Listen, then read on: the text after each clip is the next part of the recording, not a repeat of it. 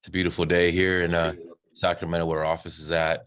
Man, finally got some good weather. So appreciate everybody taking the time out to hear us out today. My name is Mike Duncan. I'm the Executive Director of Native Dads Network. I'm also a Mound Valley Indian tribal member. My tribal heritage is Maidu, Wintun, Wailaki. That's on my father's side, and I'm Western Band Shoshone Tomok on my mother's side. And I'm really glad to be here today. You mind introducing yourself, Albert? Yeah, my name is Albert Titman, tribal heritage Nisenan, Miwok, Maidu, Madesi Band of the River Nation. My family are enrolled members of the Ion Band of Miwok people and the Madesi Band of the River Nation.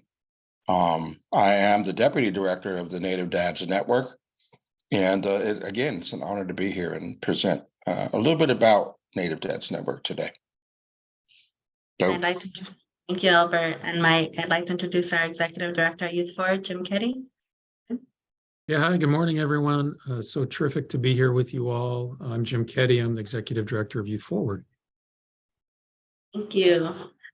So prior to starting with our amazing panelists that are here to share some vast knowledge with us, we'd like to give a little breakdown. I know a lot of you received our 2-pager that we wrote regarding the process that we've taken with Prop 64.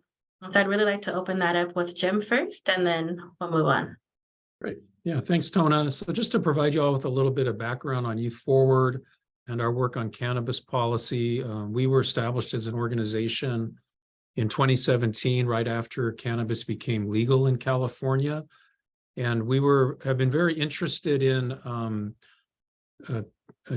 influencing and advocating around how the state of California invests the new revenue it's collecting from legal cannabis. And we've had a big focus on working with state agencies to have those dollars invested in youth substance use prevention, in youth development, particularly in communities that have been impacted by the war on drugs, communities of color.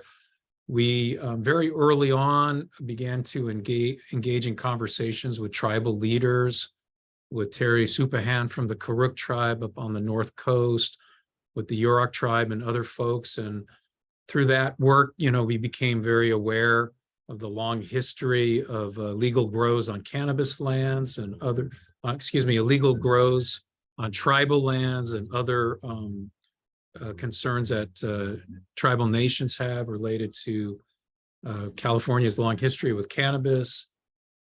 So we've been working with Department of Healthcare Services, with the Natural Resources Agency, with the Board of State and Community Corrections, and we're very happy to be also working now with the Department of Fish and Wildlife and engaging tribal leaders around the state in conversations around how we can see some of these new revenues that the state's collecting get reinvested in tribal communities and other communities that have been impacted. So very thrilled to be with you here today, and very appreciative of our work with the Native Dads Network and with many other partners. And I'll turn it back over to Tona. Thank you, Jim. Yes, as Jim was saying, we've really developed these different scopes within Prop 64 of understanding for communities of color. And I was brought on to really focus on our tribal community and how can we partner and make better pathways that need to exist for our communities. And so that's what led the work of us doing more involvement. And I'm so grateful for this partnership with Native Dads Network, because they are really some of the key components when we're looking at data collection for tribal communities and the impacts cannabis has had. And so to date, from Prop 64 funds and taxation on cannabis funds, there's been around 16 million that have gone out to tribal communities. And with that, there's more RFAs that are opening up and that are closing. And so that number will just increase more. And I'm really grateful for that. And so I'd like to pass it over to Mike, and they could give a little breakdown of their great work with impact. So good morning, everyone. Yes, like I said, I'm really excited to be here. And last minute, I was inviting some people. I know we're on a little bit of the time because there's so much great work that we're doing. But I'm going to share just a little bit about Native Dads Network and how we began and start working with the EYC grant. And then I'm going to pass it over to Albert to share the impact work that we've been doing. So again, I'm the Executive Director of Native Dads Network. We were founded it was founded in 2012, became official nonprofit in 2014. And really it was the foundation. It was like the foundation of seeing a need. Like at the time, it was really super into working with fatherhood, and it's still our mission and our vision to work with families, to help them heal, intergenerational healing. And through the years, we worked in everywhere we've seen a need. We try to fill the gap. And so that's been developing through the years. And man, it seems like a long time ago when we first started doing this work, and started working in different communities and building relationship with different communities, as far as bringing fatherhood and bringing other substance abuse wellness programs to different communities. We've done conferences. We do different workshops, historical intergenerational healing workshops, GONAs and Red Road, all type of different things that we do. And it's helped us grow and build relationship with communities, and take this need that we see that's important. And so with all that traveling that we've done, we've like I said, we built relationships, and we hear the stories of things that impact our community. And so cannabis is one of the things that we found, like it has its pros and cons, right? And that we said, well, we're looking at the youth and saying, what are we giving our youth? Are we giving them our youth a voice? And so we've been really working hard and saying, okay, well, this is not only impacting our intergenerational healing, but also in our environment. And so we started Impact, and we said, okay, this is something that we want to give our youth a voice. And so we've been working really hard trying to develop this program. And like I said, I'll let Albert take it from here, and he could explain what our program's about. Albert? Yeah, hello, relatives. I'm going to share my screen. I have a couple of slides, and I just kind of want to share my slides in order to give you an idea of some of the work that we're doing in our communities. And so Impact stands for, the acronym is Indigenous Mentors Protecting Ancestral Cultural Teachings Team. And what Impact really is, it's Native American Youth Video Project, and it's a participatory media program. And we're working with Maria Hernandez with the Tower of Youth Project, who was spearheading the media component.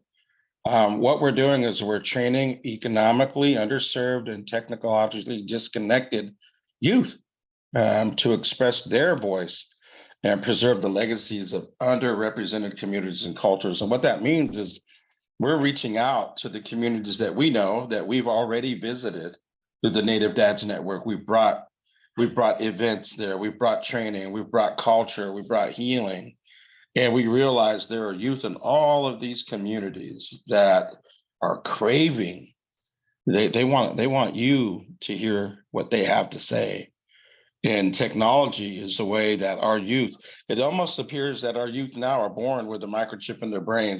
They're born understanding and linked to this idea of technology. So mobilizing underserved youth to bring awareness of the harmful impacts of the marijuana industry that's had on our tribal communities, and utilizing these digital tools to produce short media presentations, identifying those issues caused by marijuana grows and the misuse of tribal designs in our communities. And the idea is each community will produce a video, and we're going to have a convening, and we're going to invite all of you to be a part of the convening to showcase the work that our youth are doing, and to really hear their voice. Because one of the things we know in our tribal communities is cannabis is really had an impact on the youth, on our culture, on our land. And so with these illegal grow operations on tribal lands, legal and illegal, but mostly illegal, all of the waste gets transferred into our waterways, into our land. And then the use of, let's say, for example, a flicker ban on a bag of cannabis, and that's being promoted to our kids. So we're seeing medicine wheels on edible packages. We're seeing dancers on bottles of drinkables.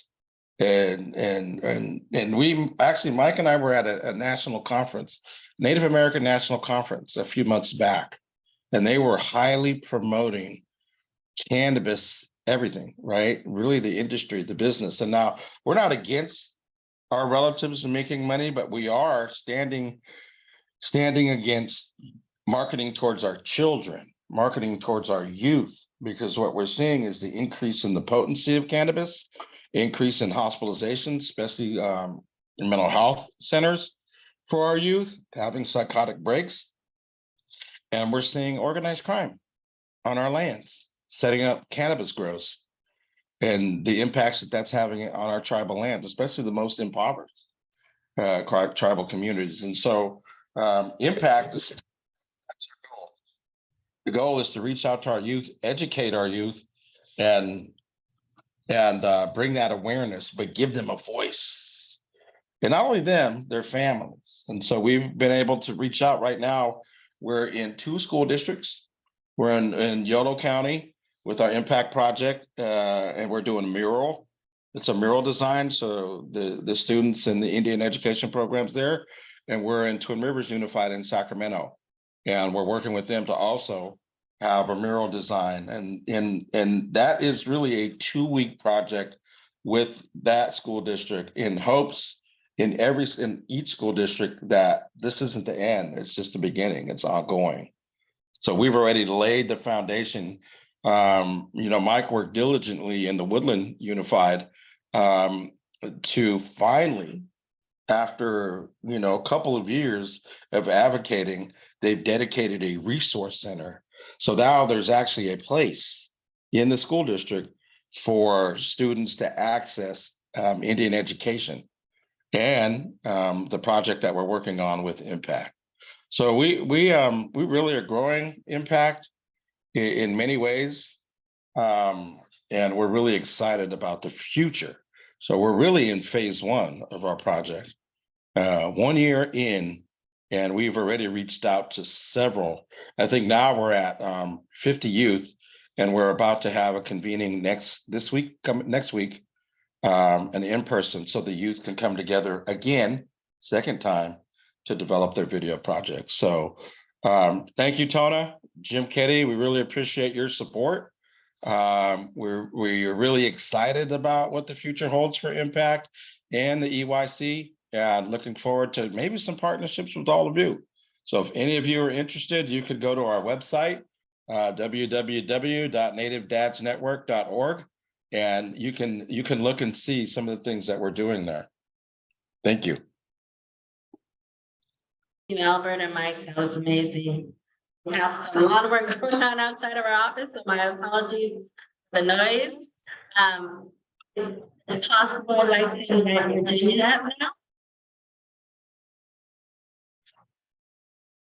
Say that again, Tona? I said I'd like to invite Virginia. My apologies. Oh. Good morning, all. Does this sound okay? Okay, good. I'm going to share my screen. I have just a couple slides.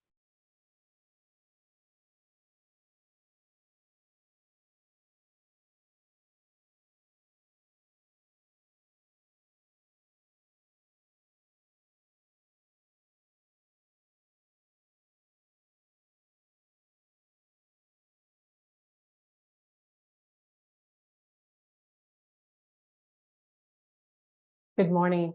I'm Virginia O'Rourke, and I'm honored to be here, and I really appreciate you all inviting me to participate in this webinar. I work for the California Department of Fish and Wildlife. I'm the supervisor for the Cannabis Restoration Grant Program, which is a relatively new grant program that started a couple of years ago. We had originally a few grants that were administered by our Watershed Restorations Grants Branch in 2017, 2018. And this grant program was formalized in 2020. We're funded with Revenue and Taxation Code 34019. And Jim referred to some of the taxes that are collected through Prop 64 earlier, this taxation code is specifically delegated to the conservation of our natural resources. So I'm coming to you today to talk to you about how our grants can help restore some of the damage due to illicit cannabis and also support some of the legal cannabis grows that are, I think, an important part of deterring illicit activity, let's say. So I just have a couple of slides, and I think photos are interesting too. So feel free, if you can't hear me at any time, just interrupt, or if you have a question, just interrupt me, because I can't see the chat right now. I have been with the department and I've been in state service for many years, but I'm fortunate enough that I served the Pueblo of Santa Ana prior to coming to California, and I lived in New Mexico. And this has been several years, but I was serving the Pueblo of Santa Ana as the water quality program manager. And I feel very lucky to have had that opportunity, because I learned so much living in New Mexico and working with tribes, and understand a lot of the sensitivity around some of the challenges with data and sharing information.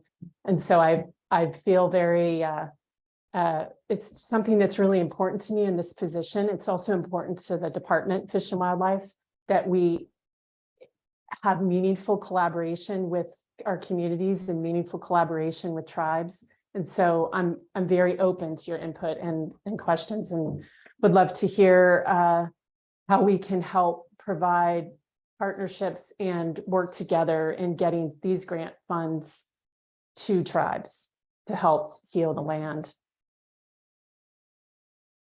So we have several funding opportunities in the grant program, and I'm going to talk about a couple of them. We're adding several funding opportunities this year, but the two that are currently available are the first one being the cleanup, remediation, and watershed enhancement funding opportunity.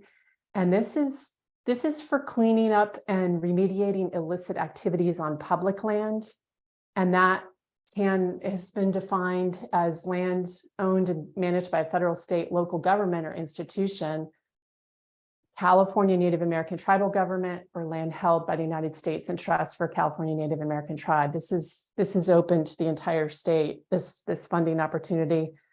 And it can include the cleanup and remediation on, and that you probably can't see, got to move you guys over there, on also private land as well in certain cases, as long as it's not private land that's required by some mandate to conduct cleanup. We can't cover those costs, but we can do cleanup on private land if there's going to be perpetuity and conservation thereafter.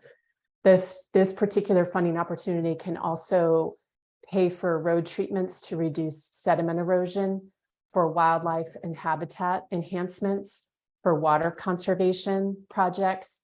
Any watershed or landscape that is impacted by cannabis activities basically can fall within this funding opportunity. So there's a lot of opportunity here. It can help restore sites that either have been damaged by illicit cannabis, or watersheds that maybe have suffered impacts downstream of cannabis operations, both legal and illegal. The qualified cultivator funding opportunity is available for small cultivators that are licensed or working toward getting licensed. And the reason CDFW, the California Department of Fish and Wildlife, partners with the legal market is because we have seen the damages done to our resources from the illicit market. And by embracing the legal market and working with the legal market, we can reduce the illicit activities that occur. In fact, we've seen illicit grows on public lands, on CDFW lands, on at least U.S. Forest Service managed lands, that the illicit cannabis grows have reduced in number. There's still a lot of sites to clean up, but they have reduced in number since the legalization of cannabis. And working with the legal market, these folks have their regulations that require certain licensing and permits. And it is with this, through our grant program, we're creating partnerships to help encourage ecological farming methods such as cover crops and water conservation and permaculture techniques that conserve water and provide more resilient landscapes and more diverse landscapes, pollinator habitat, wildlife connectivity, reducing footprint and ecological impacts is really key. So this particular program is also open to any tribe, any nonprofit in the state of California, and that includes any 501c, not just a 501c3, so all sizes of nonprofits, and any federal, state, or local agency. So it's the process people often ask. We do have, similar to our other grant programs at the department, there is a process for applying, but you've probably heard about some of the watershed grants and climate change and wetland restoration and meadow grants in the direction that they're going. There's more of a qualitative evaluation of these proposals because we really want to work with a diversity of applicants and not just see the same applicants coming forward. We want to work across the state in all ecosystems and not just have projects concentrated in certain regions of the state. So the reason we've changed the grant process is to make it, for one, all of our grants, when the cannabis grants are open, non-competitive, and continuous, meaning you can apply at any time. The fact that they're non-competitive means we can talk about it openly. We can work with you to create partnerships to help build capacity, to help create a successful project, to help brainstorm other ideas, figure out how the monitoring is going to work. We can talk about data collection and how sharing of data, even though we have a policy and a requirement for sharing that data, the metrics could be more qualitative than quantitative, for instance, because in the end, the whole goal of these projects is to be successful and to provide conservation benefit. So that can mean something different to every landowner and land management agency. So the basic process, there's a consultation, and we always ask folks to email us for requests for consultation, a concept consultation. We talk about the project or the idea of the project, and we work together to ensure that the project meets the technical requirements and administrative requirements. And then we ask for a pre-application that's where we provide that to our regional staff and our subject matter experts, and you get more technical input. And then working on a full proposal submitted in a platform called Web Grants, which we can help with. I think a lot of folks have found it pretty user-friendly, and it's something that the other grant programs in our department work with. And there's a review and selection process, which again is it's based on a qualitative understanding of the project goals and objectives, and ensuring that the entity is set up with everything that they need in order to be able to see that project through. And so there's administrative technical review, there's a selection panel. The projects are then sent to the director of California Department of Fish and Wildlife for review and approval. And then the awards, the grants are awarded, and we work together on the grant agreement and the details of that grant agreement. So I think some of the questions that Tona had mentioned, I think are really good questions in terms of how can we help ensure that the grant process is not so cumbersome, and so that how can we work on the requirements to ensure that, you know, the information is actually achieving what you're setting out to do. And like I said before, I think we can be very creative in how we form partnerships. There can be, I've seen academic institutions working with nonprofits and working with tribes to come up with a project that will not only address impacts to the landscape, but will also address the removal of, say, an invasive species that has become a limiting factor for native species, threatened and endangered species that exist within that landscape. And I've seen other situations where a tribe may work directly with the agency. Our program is only a couple of years old, so we don't have, we have a lot of projects in the queue, but right now we have about 20 projects that we're managing, and we have $20 million available for all of our entities across the state of California. So again, my first recommendation, if you're interested, is reach out to either our CAN grant program, and the email address is here, or directly to me. And I would love to talk to you about any projects that you have in mind, and whether our cannabis funds would be a good fit. Maybe one of our other grant programs would be a good fit. All of our grant programs at the department are open to tribes, and we all have a similar process of working together to create a project that's going to work for everyone. So there's a lot of information on our website, and that's the link there. But if you do have a project idea, I encourage you to reach out to me directly. And I'm going to stop sharing. Thank you so much, Virginia, for that. And as you know, as we've been working collectively with Native Dads and Youth Forward with CDFW, starting this partnership, I hope that there's more of these chances for us to communicate and to build out more of this pathway, because it's important and it's really vital to tribal nations out there.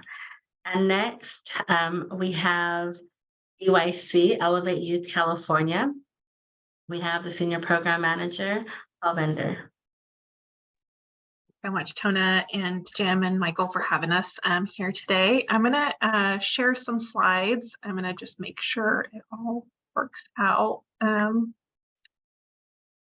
Just bear with me for a second. I know it would be easier for folks.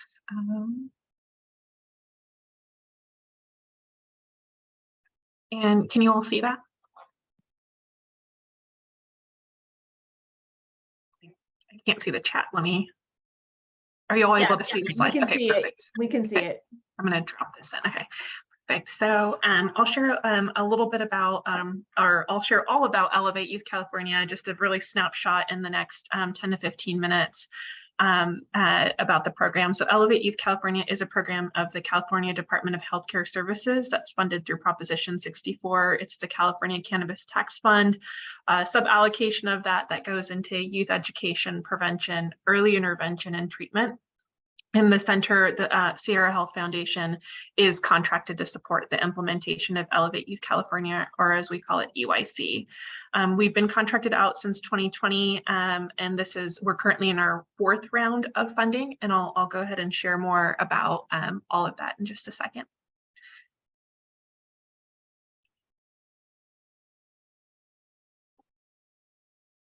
There we go.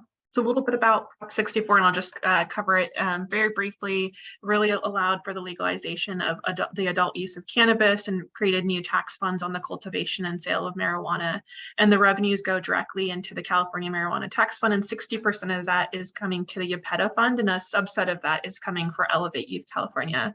I share this because, you know, it's important that we have stakeholders who are at the table, some who are on this call today, and others who are, you know, have been really championing to ensure that funds go back to those communities who have been disproportionately impacted by the war on drugs. And when we talk about communities that have been disproportionately impacted, we're talking about Native, tribal communities who continue to be impacted even through the legalization of cannabis. And as Jim shared earlier, even the illegal grows that are happening on Native and tribal lands that continue to occur today.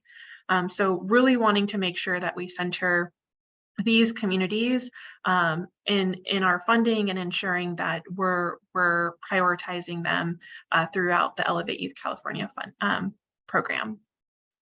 And so very broadly, Elevate Youth California is grounded in social justice youth development, really looking at youth substance use disorder prevention in the broadest way possible. And so what does that mean? It means education, early intervention, to really ensure that we're getting in touch with youth as early as possible, even before they're hopefully even thinking about using substances, but looking to make sure that the systems of harm and the cycles of harm that have existed do not continue to perpetuate substance use amongst youth and young adults.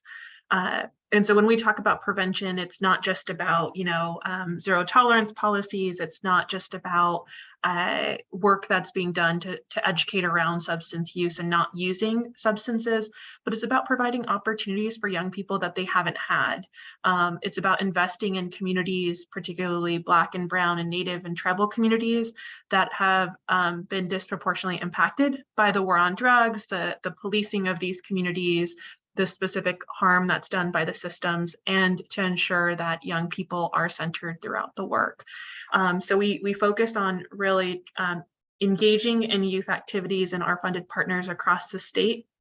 We currently have 225 funded partners across the state. 189 million has been invested to date from rounds 1 through 4. And we're looking to go ahead and also release some upcoming funds in the next month for the capacity building track, which is our final funding opportunity. And I'll share a little bit about that too.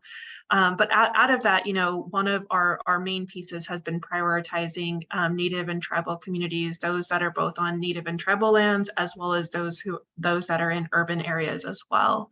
And so really wanting to be able to engage youth and then look to be able to have a focus on impacting policy, systems, and environmental change. You know, and what does social justice youth development look like?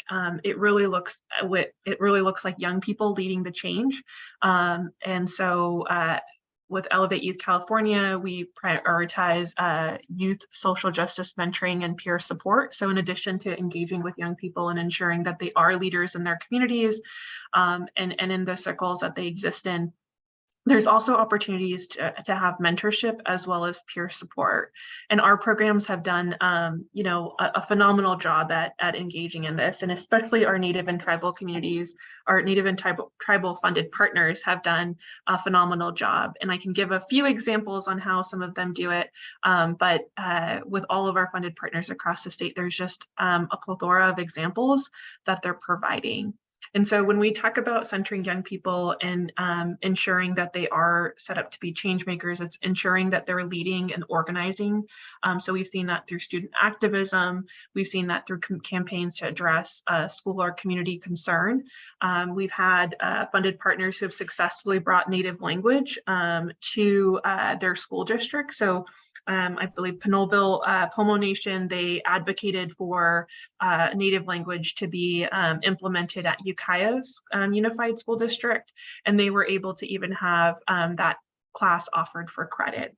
And then we think about, you know, safe spaces for young folks as well. And I know our partners who were awarded the round 1 funding opportunity, Big Valley Band of Pomo Indians, they worked to ensure that there were safe spaces for young people. They saw that, you know, in the space that young people were gathering, there was often engagement in substances or spaces that weren't as safe for them. And so they wanted to ensure that there were safe spaces and look to create that for them as well. And then, you know, young people, again, being centered as the change makers, but also being able to provide or be able to receive mentorship or even provide peer support. And so one of the memories that I have of you know, one of our partners sharing is really around Round Valley Indian Health Center.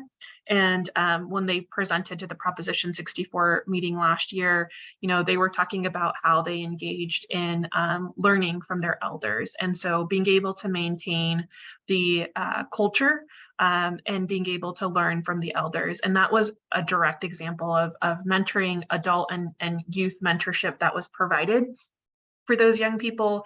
And, you know, we're talking about things from basket weaving to music and other aspects as well. Things that, you know, we often see are not passed down in future generations, and being able to maintain that rich history and rich culture as well. So these are just a few examples of how we broadly center, how our funded partners broadly center young people, and again, making sure that they're leading the change as well. And so being able to work with them to build their leadership skills, public speaking skills, and advocate for the change at any level. And when we talk about prevention, and I say this, you know, that it's in the broadest way possible, you know, we've seen traditional prevention practices that haven't worked. You know, some of the pieces about where young people are being educated about substances and how to say no, while that's beneficial to some extent, what we found has been that promoting healthier behaviors, reducing general risks, and building protective factors have been really beneficial in young people not engaging in substance use, and reducing the harm as well. And so, you know, again, we think about communities that have not been invested in, the harm and the trauma that Native and tribal communities have faced across the nation, across the world. And, you know, we think about the ways that, you know, colonization and the systems that are even set up today have impacted these communities, and looking to be able to ensure that we're reinvesting in those communities and ensuring that those practices are led by them as well. So when we set out to have, you know, when we have a funding opportunity, we really look to not always look at the most polished application, but thinking about the applications that are really putting forth cultural and community best practices forward. We understand that there's, you know, various reasons that communities don't have evidence-based practices implemented for activities and, you know, programs that they've been leading. The system just isn't set up that way. And so what we really prioritize is ensuring that those who are leading this work are rooted in community, and they come from the same communities that the young people that they're engaging with, because best folks who are able to go ahead and provide resources and support for young people are those who have had those experiences themselves. So instead of, you know, promoting folks to come into communities to implement activities, we're really looking for them to be built within the community.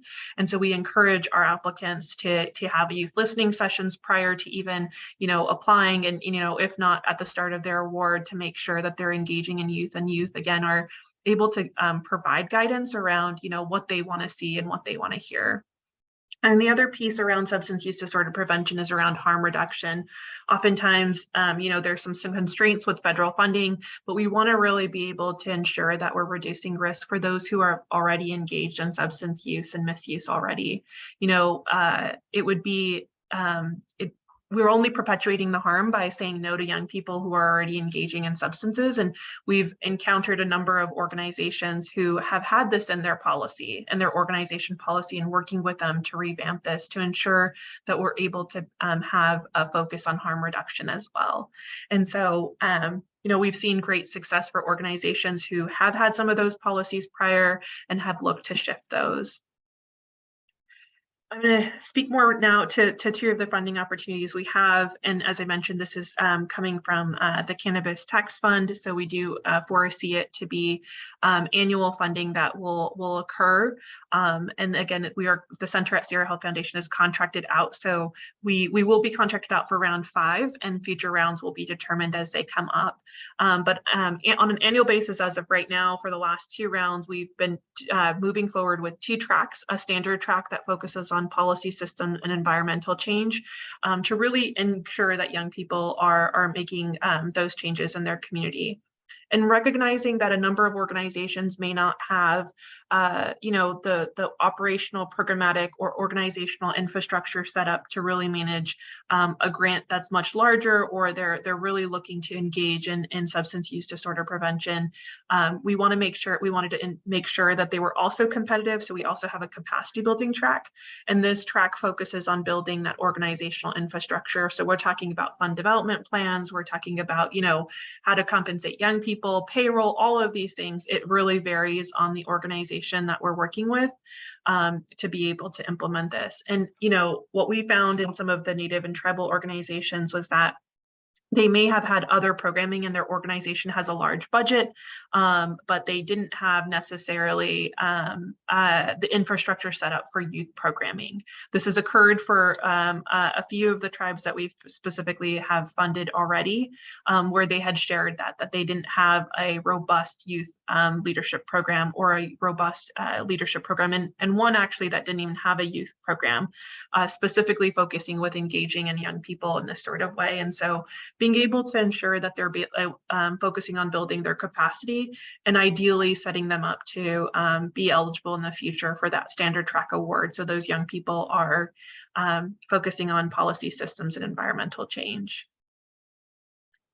And this is just a map of broadly our partners across the state. We don't have it yet set up by the tribal and Native partners that we have across the state, but we will look to gather that as soon as we build out our capacity building track to be able to show the investment that we've had in Indigenous communities as well. And just a broad overview again about the funding opportunities this year. Some questions might be, and these are from this last round, we don't have the dates yet for round 5, but we can probably anticipate to see that being very similar, a July, August release date for the standard track, and then a January potentially release date for the capacity building track. In just a few weeks, we'll be announcing our round 4 capacity building partners. And I'm happy to say that we're continuing to invest in the communities that have been disproportionately impacted by the war on drugs. But something that we've also seen is that, we haven't seen all of, or even a greater amount. We have seen an increase in the number of tribal organizations that have applied, but definitely have a lot more work on our end to do to make sure that we're reaching those communities that haven't applied and being able to further build the capacity to even apply. And our application is pretty straightforward. We try to make it as clear cut as possible, but we understand that there's always barriers to applications as well. And so we have set up also office hours where we will meet with partners, our applicants one-on-one and in a small group setting to answer any questions, clarify, any pieces to the application. And then we've also, if there's any issues around technology or internet or access, because we understand that those are also issues that many of the tribal partners are facing, we're happy to work with you all on ensuring that there's alternative ways to have your application submitted as well.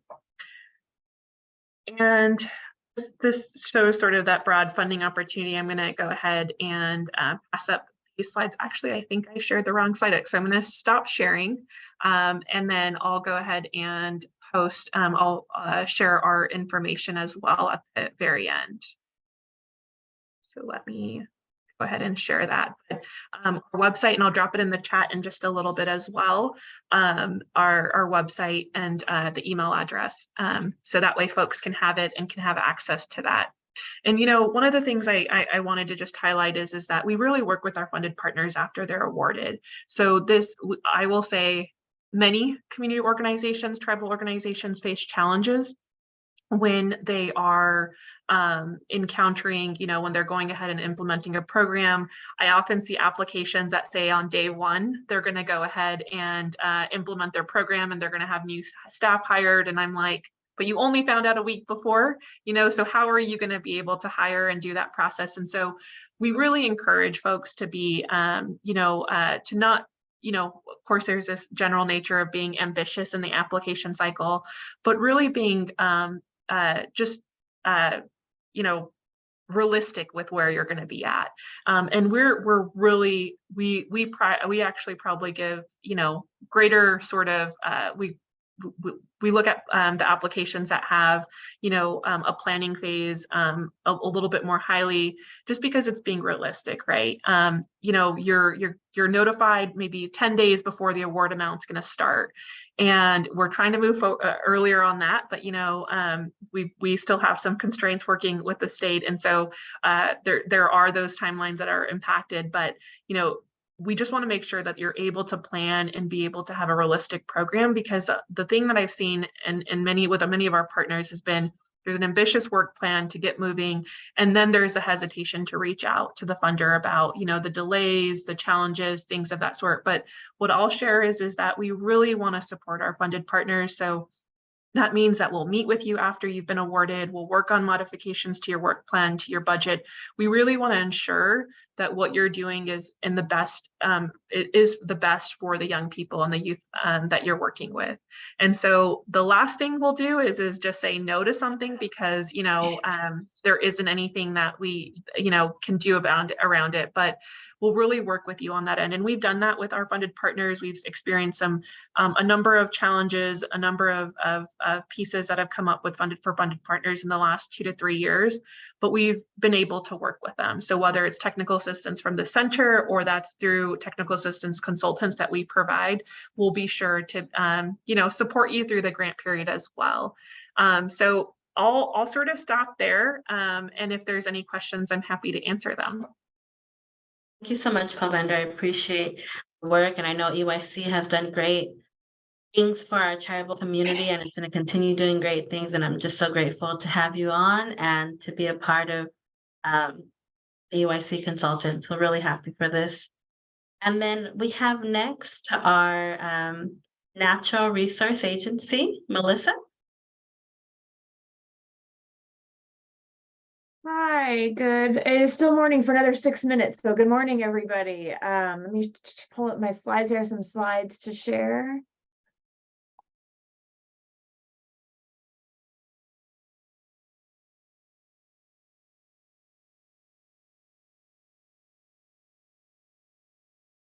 Can everybody see those okay? Yes. Okay, great. Thank you. So good morning, everybody. My name is Melissa Jones, and I am a program manager in our bonds and grants unit at the California Natural Resources Agency. So thank you for the opportunity to speak with you today. So I'm here to talk about our Youth Community Access Grant Program, which is funded through these dollars. So we currently are in the evaluation process for our second round of funding. But for our round 2, we're trying to award approximately 18.3 million.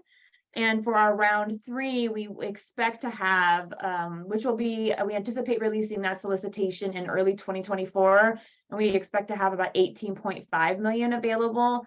The minimum grant amount would be 25,000, and the maximum grant amount would be 300,000. There isn't a match for this program, so you aren't required to have a matching dollar amount for this grant program. So as far as who's eligible to apply for these funds, tribes are eligible. They're federally recognized tribes or non-federally recognized that are on the tribal consultation list. In addition, nonprofit organizations are eligible to apply, as well as local, state, and federal agencies. So as far as what makes an eligible project for this program, so this program supports projects that increase youth access to natural and cultural resources and serve both low-income and underserved communities. So natural resources is pretty straightforward. It means, land, water, forests, fisheries, animals. Cultural resources includes any property or location that was created, modified, or used by people at least 50 years ago. So a minimum of 50 years ago. Cultural resources can be archaeological sites, objects, grounds, gardens, landscapes, structures, buildings. The image we have here on the screen just shows some of the more well-known natural resources in this state, but I know there are so many more natural and cultural resources that are not represented. This is not an all-inclusive. As far as the requirements to apply for if you have a project, one is that the project must serve youth. That's number one. And for the purposes of this program, youth is defined as a person between the ages of 0 and 26 years old. So we are including those transitional age young people, those young adults. We also, the project must provide access to a natural cultural resource, at least one. It doesn't have to be both a natural resource and a cultural resource, it's or. Excuse me. And finally, projects must include features and elements that promote youth health, safety, comfort, and well-being. Youth must be and feel safe and comfortable, and health can be, physical, mental, and emotional health and well-being.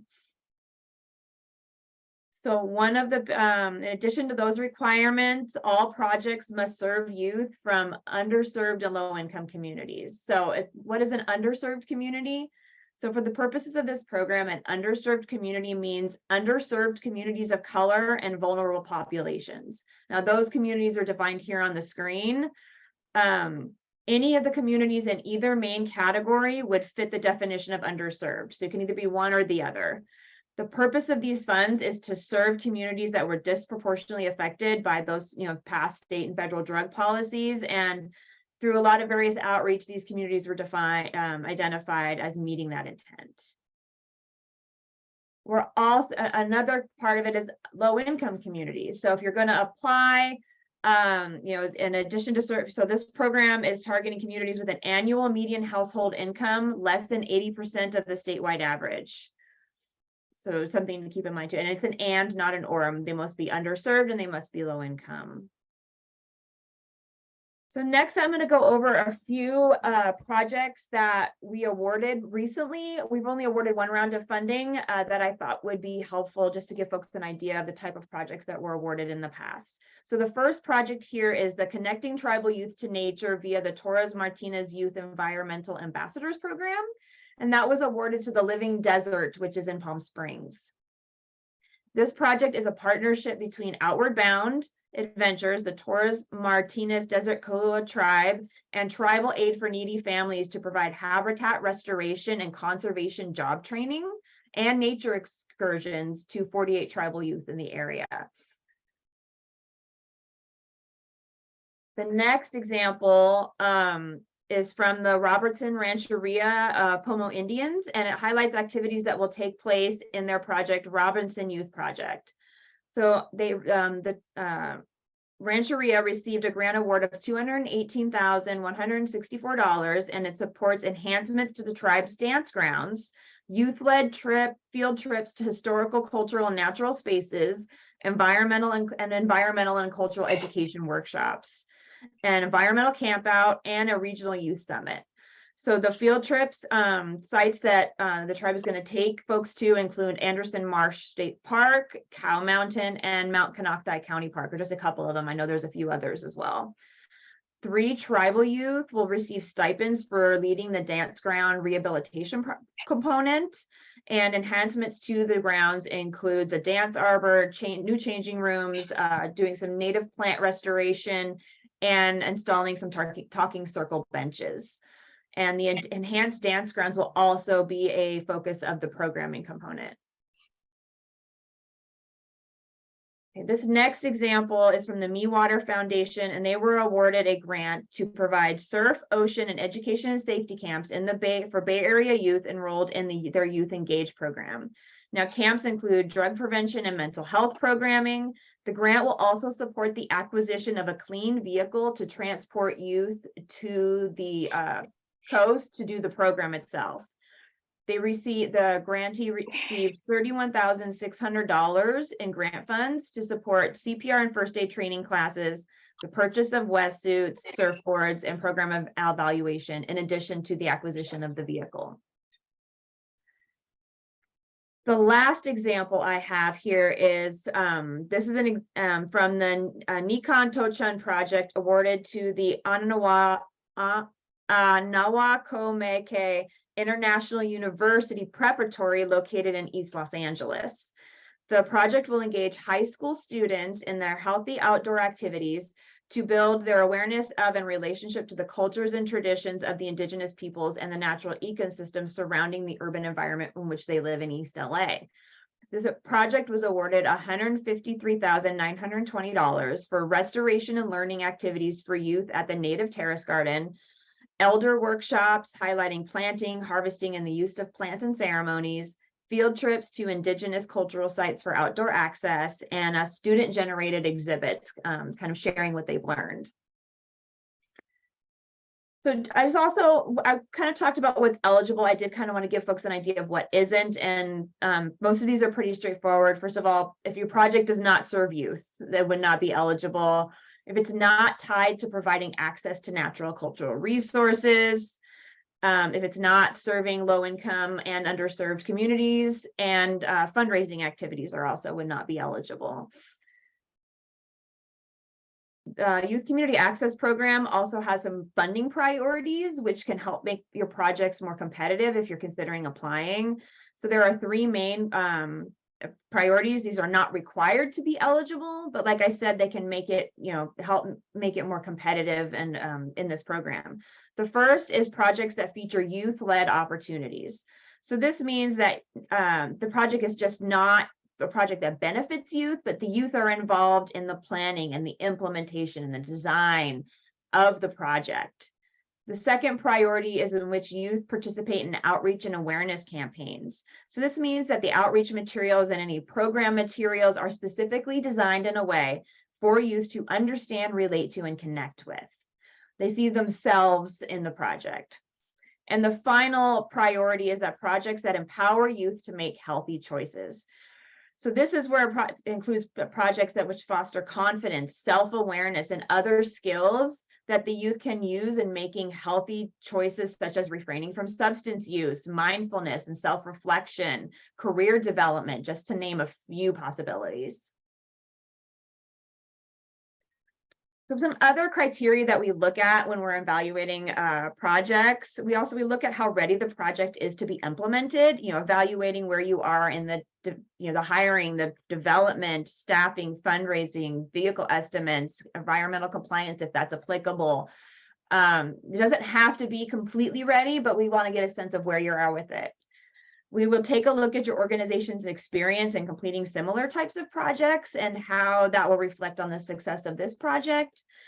And then furthermore, we also allow a section in the proposal where it's your kind of free form opportunity to tell us about all the additional project characteristics of your project, something that we have not asked you about that would be really important for us to know. That's really a benefit and a strong component.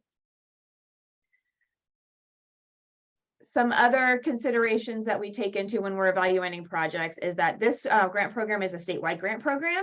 So we really do look at the geographic distribution of funds and to make sure that we are distributing funds as equitably across the state as possible. We also want to make sure that grantees are complying with certain laws and regulations, including all labor codes, and if it's applicable, the CEQA as well, if you're proposing some kind of construction type of project. So this is our kind of an overview of our application process. We have a 3-step progressive application process that was developed, I want to say maybe about 5 years ago, so to really cut down on the amount of upfront work that applicants have to do. So we've really shrunk the size of our proposal. So all applicants will participate in step 1 of the proposal. Or the process, which is by submitting a project proposal on our online system. It's called the System for Online Application Review, or SOAR. So everyone will submit them through there. The project proposals will be evaluated and scored, and only the most competitive proposals will be invited to step 2, which is a virtual field visit. Once those field visits are over, the most competitive from those will be invited to step 3, which requires submission of some additional documentation for further evaluation. And then from there, we finalize our awards recommendations and present them to the Secretary for the Natural Resources Agency for his review and approval.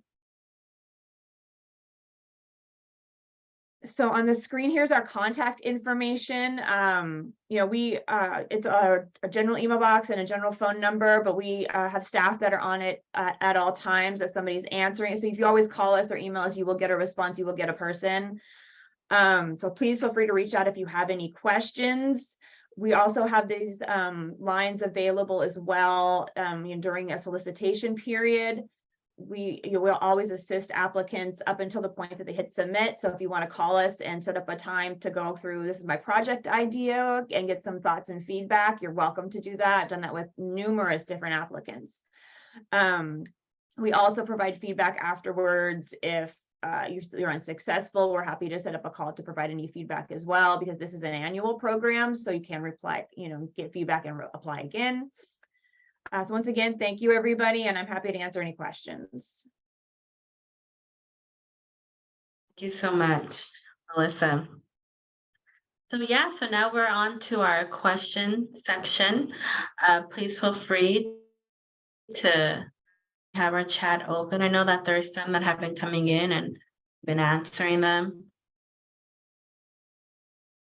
I have a question for you, Melissa. I see that. We expect the next solicitation to open in early 2024. So I would encourage folks, and I will put a link in the chat to sign up for our listserv, because once that goes out, once the solicitation's open, we'll announce it through there as well. So I will put, I'll put the link to that to register for our email list in the chat. Thank you. I know that we've had some questions being answered regarding the land allotments and so forth with CDFW, and that was answered. And please, anyone else that has any questions? And we could also go off of, I know I've spoke to a lot of those that are in attendance right now, and you all generated some great questions. We could go on with, I guess, Virginia Advisu. I know you've asked regarding a fellowship program, so for tribal youth and tribal young adults that are interested within coming and being a part within, say, CDFW or natural resources through student form, what does that look like? Do you guys have fellowships available? Melissa, I can answer that question for California Department of Fish and Wildlife, at least. I know every agency within the state has different opportunities. We have, through our Wildlife Science Institute, a couple of things, and then through each region too, we also have official volunteer programs. We have,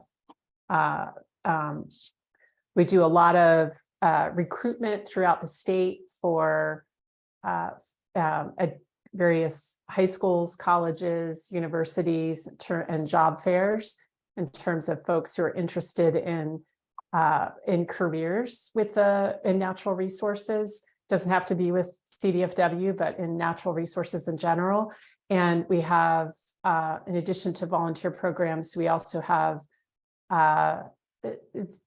through different universities, there are opportunities to submit a proposal for, let's say, a thesis. If someone were working on either high school, I've worked with high school students and both college students that are working on special projects. So it just depends on the interests of the individual and the office location of, because CDFW has offices around the state. So if you want more information, I can ask someone in our outreach program to provide you. So if you don't mind putting your email in the chat, I'll have someone respond to you directly. Thank you. And then we have one more question. How are lands determined to be impacted by illicit cannabis activity? Are there reports or map that demonstrate this? So for CDFW lands, they for lands that are managed by the California Department of Fish and Wildlife, there are surveys, LiDAR, GIS, and other tools that are used to determine the areas of impact. There's for the U.S. Forest Service, they have specific unit dedicated to looking at U.S. Forest Service lands around the country, but there's a big emphasis in California in determining where those illicit activities are occurring. And yeah, so there's a variety of tools, and there's a lot of research out there too to further develop these tools for understanding where these are located, and a lot of research happening about fate and transport of chemicals that are disposed due to most illicit, I would say illegal, truly illegal activities on lands are where there's going to be a higher concentration of pesticides, herbicides, rodenticides, and other chemicals. And so there's a lot of research happening on understanding where that's coming from. And I can provide a whole list of papers on that if you're interested. You can email me. Great. Yeah. That'd be great. Maybe when later on we could send that out to this collective group. That'd be amazing. Any other questions? I know we got some good tribal folk in here that have been emailing us some good questions, so now's a chance. Albert, do you have any? Mike? From our Any past questions? conversations?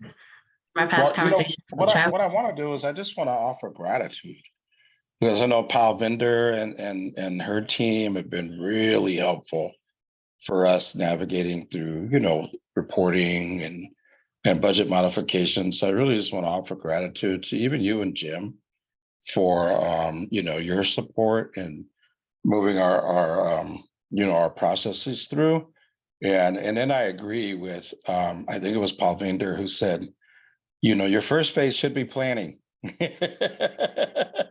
We were one of those organizations that wanted to just jump right in because we're already doing the work when we received the funding. However, even though, right, jumping in head first, I think we learned from that.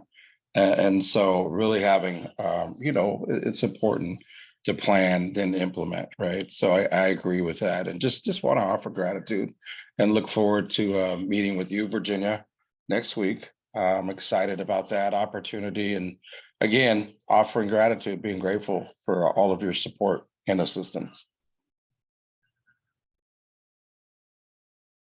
Thank you for that. I know I'm getting some emails that a lot of our tribal community cannot attend, but they are looking forward to the recording. So I know there'll be some follow-up via email for those communities that couldn't attend. Jim, any other piece you'd like to offer?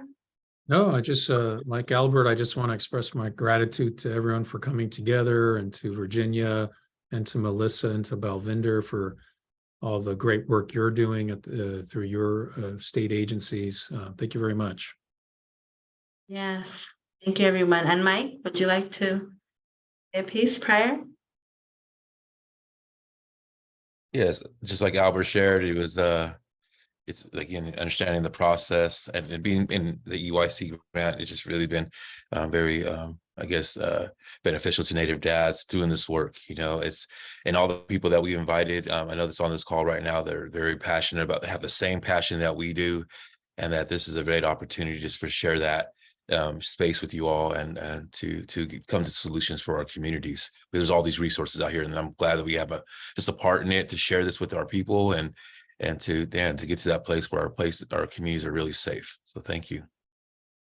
Yes, and thank you everyone for attending, taking the time. I know there's a lot of things happening this week, spring dances and water summits and all that. And so I'm just really grateful that we're all able to attend. And we are looking to maybe what does an in-person gathering look like, right? Because there's a lot of wonderful energy that's been generated here. And so maybe we could move this to in-person as well. And so I thank all the different state agencies that are here, Melissa, Virginia, Paul Bender. Thank you so much for being willing to come on with us and to work with us and partner with us and not look to see potential within our tribal community and look for real partnerships. And so we really thank you for that. And I'm really excited what the future holds for us. in partnership and creating pathways and more community getting funding, right? And more programs being elevated and grown out to be amazing things for the next generations. And so all that attended, thank you so much. And thank you for putting up with our emails and our calls and our text messages. I thank you all. And please be on the lookout for our emails following up with all the information provided and the recording. And please feel free to connect with us, any other questions you may have. And we will be looking to hopefully form more partnerships with you also. I'm excited for that. Thank you. Oh, thank you. Thank you, everybody. Thank you, everyone, for joining and all your good work. Thank you. Yes, thank you, thank you. Thank you, Southern Cal, for really showing up, and Northern Cal.